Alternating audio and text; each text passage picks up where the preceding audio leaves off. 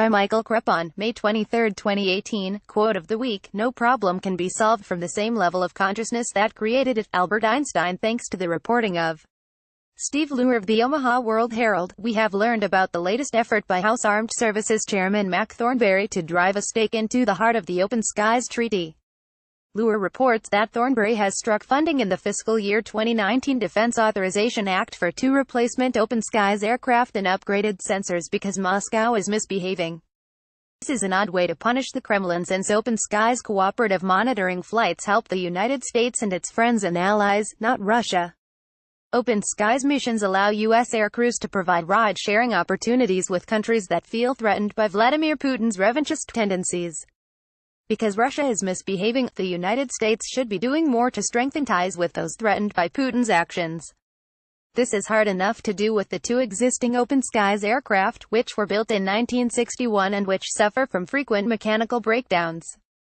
If they are not replaced, a budget item of $222 million, the United States will eventually become a bystander rather than the leading force behind the Open Skies Treaty. Kudos go to the Trump administration and Secretary of Defense Jim Mattis for requesting funds for new Open Skies aircraft, something the Obama administration failed to do. The treaty's benefits have changed over time because it has proven to be extraordinarily adaptable to changed circumstances in Europe and Russia.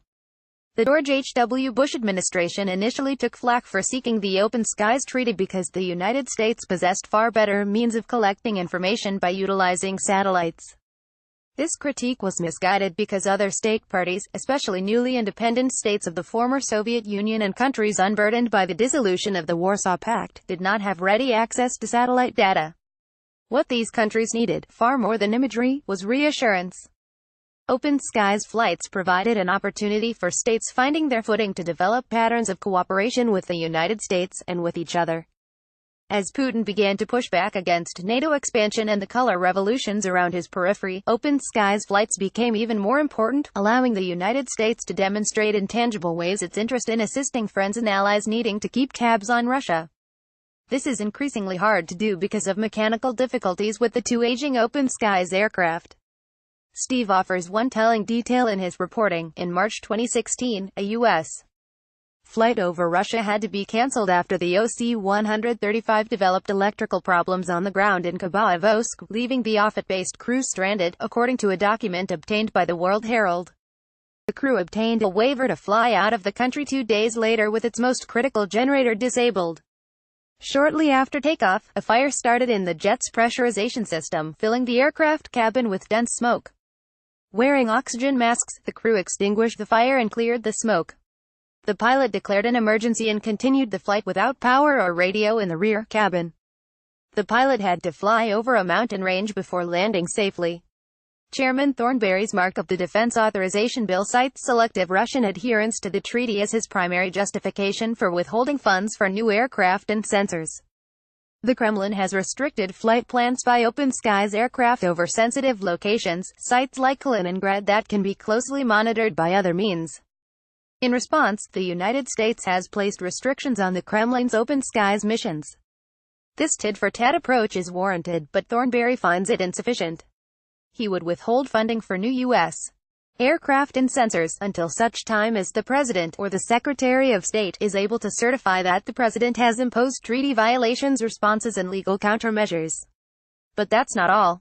Among the demands Thornberry lists before new Open Skies aircraft can be procured are the extradition of Russian citizens involved in undertaking unlawful activities against the United States incident to the 2016 presidential election. It has withdrawn from Crimea and ceased support to Russian proxies in eastern Ukraine, and has ceased all military and financial support for any state that uses or has used against its civilian population any agent or substance banned by the Chemical Weapons Convention. All of these are worthy objectives, warranting countermeasures. None appear achievable anytime soon. In the meantime, sound U.S. national security strategy mandates continued ride-sharing with friends and allies over Russian territory, especially after the fissures created by President Trump's exit from the Iran nuclear deal and his intention to impose secondary sanctions on friends and allies in Europe that continue to hold up their end of the deal. The Open Skies Treaty permits up to 42 overflights of Russia by state parties. Ideally, the United States would execute its entire quota of 16 open skies missions over Russian territory in the company of friends and allies, but this isn't possible with aging aircraft. Of the 16 overflights planned for 2017, according to the State Department, 2 were to be shared with Ukraine, 2 with Canada, 1 with the Czech Republic, 1 with Denmark, 1 with Germany, 1 with France, 2 with Italy, 1 with Norway, 1 with Romania, 1 with Sweden, 1 with Turkey, 1 with Great Britain, 1 with both Canada and Hungary, and 1 flight over the territory of Ukraine shared with Canada. Of the 16 overflights planned for 2017, 13 were flown. This number will almost certainly be reduced in 2018 as mechanical problems mount. Who loses when U.S. open skies flights are grounded? Certainly not Russia. The biggest losers are the United States and its friends and allies that are justifiably wary of Russian behavior.